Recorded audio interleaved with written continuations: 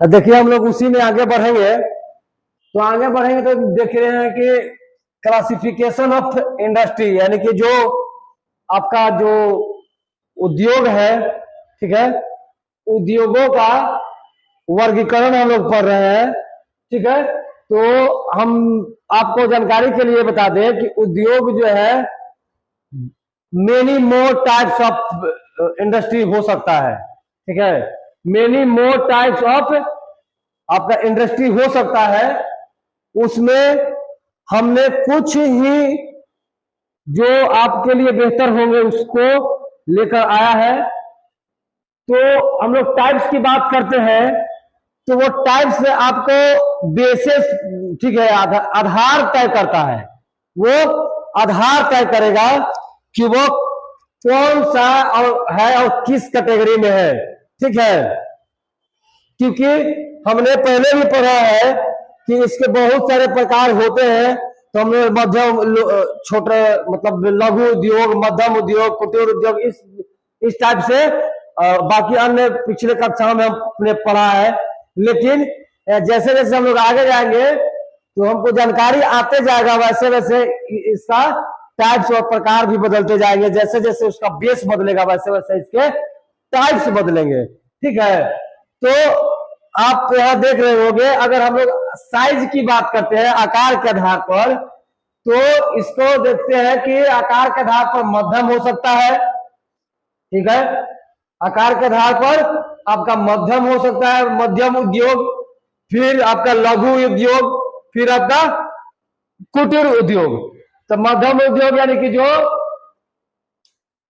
माने निचले दर्जे के होते हैं उसको हम लोग क्या बोलते हैं, मध्यम बोला जा सकता है।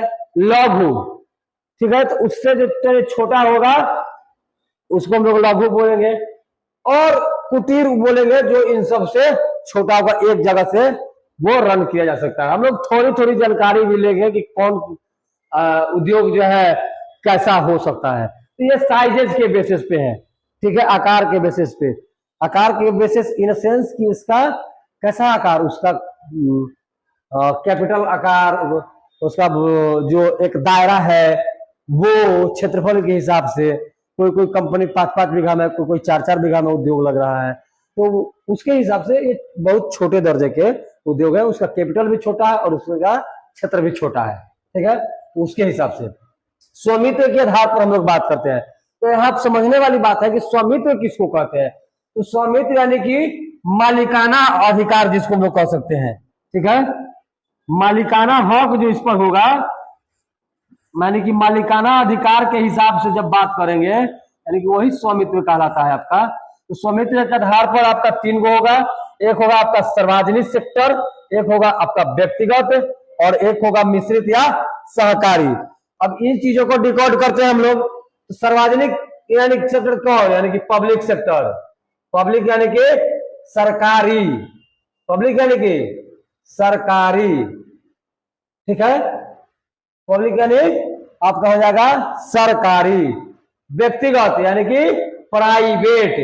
ठीक है, कंपनियां प्राइवेट भी होती है, कंपनियां सरकारी भी होती है, और कंपनियां आपका मिश्रित है या सहकारी, जिसमें प्राइवेट और सरकारों की मिली जुली जो जिसमें रहती है उसको हम लोग सहकारी बोलते हैं, अर्थात मिश्रित कहा जा सकता है। तो मालिकाना हक के आधार पर जब बात करें तो 3 गो आता है, प्राइवेट, पब्लिक एंड मिक्सचर।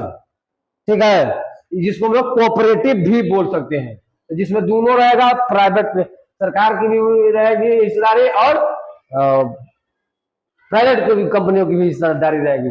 और मालिकाना हक के आधार पर बात करें तो उसी हिसाब से उपयोगिता के हिसाब से अगर बात करें, ठीक है, उपयोगिता के हिसाब से बात करें तो उद्योगों का जो वर्गीकरण है, हम यहाँ हिंदी में भी लिख देते हैं, उद्योगों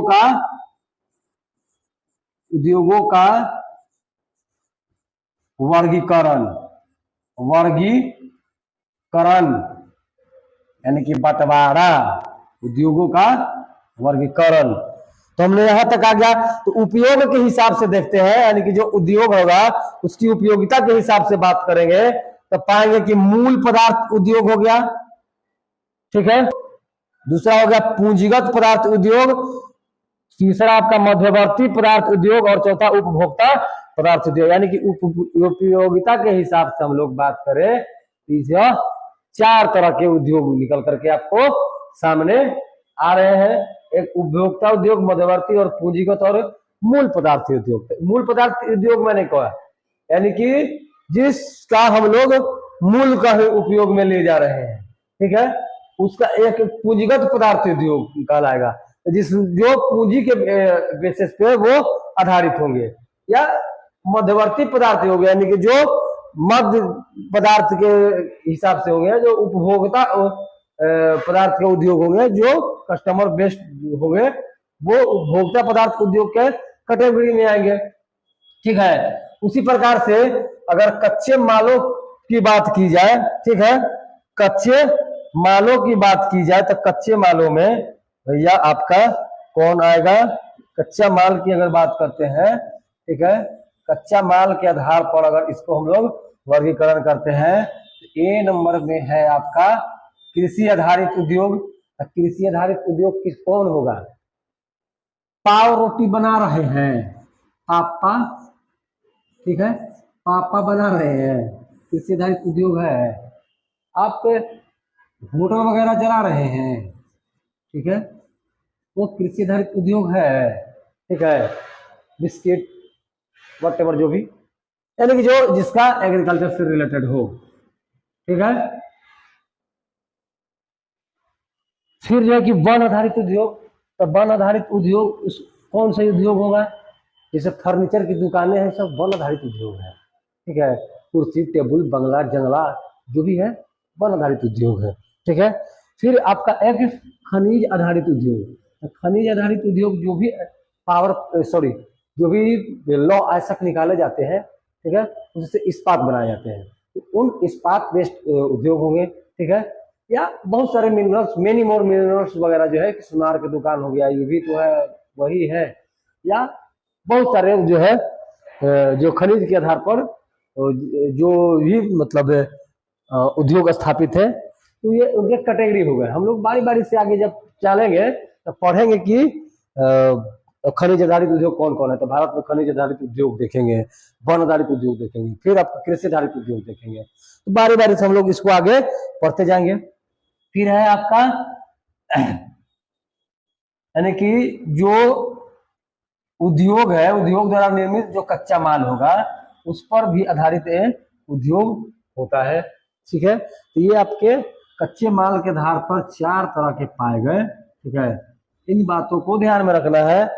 और स्क्रीनशॉट, अगर अदर्स की बात करते हैं हम लोग, कुछ अन्य पहलुओं पर अगर हम लोग चर्चा करते हैं, ठीक है, तो कुछ अन्य भी, ऐसा नहीं है, हमने शुरू में ही कह रखा था कि ये क्लासिफिकेशन जो है कि बहुत सारा मेरी मोर बेसिस हो सकते हैं, ठीक है।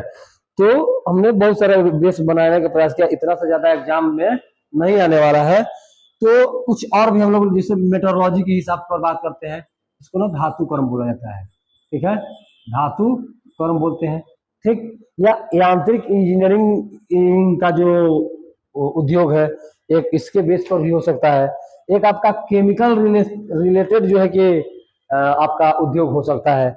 आप एक वस्त्र या क्लॉथ उद्योग भी हो सकता है। तो इसको ना हम लोग ना इसके कैटेगरी में भी रख सकते हैं, वस्त्र वाला को, ठीक है। या इसके लिए स्पेशल एक कैटेगरी बना गया। और फूड रिसोर्सेज जो आपका खाद्य संसाधन है, ठीक है, उसके आधार पर भी हो सकता है। फिर आपका इलेक्ट्रिक जो जनरेट कर रहा है, ठीक है, इलेक्ट्रिक पावर वगैरह, उसके आधार पर भी हो सकता है। तो इलेक्ट्रिक पावर के आधार पर जैसे बने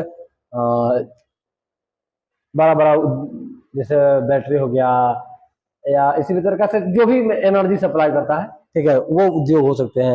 इलेक्ट्रॉनिक उद्योग हो सकते हैं, ठीक है। और आपका कम्युनिकेशन का भी उद्योग हो सकता है, जैसे मोबाइल वगैरह जो भी है, ये उद्योग उसी के कैटेगरी में ऐसा है। ऑटोमोबाइल उद्योग भी इस इंडस्ट्री माने ऑटोमोबाइल इंडस्ट्री भी इस क्राइटेरिया में आ सकते हैं। तो ये बहुत सारे प्रकार हो गए। अब इन प्रकारों को बारी बारी से हम लोग अगले क्लास में डिस्कस करेंगे। तब तक हमारे साथ बने रहिए, मिलते हैं अगले क्लास में। बाय एंड शुक्रिया।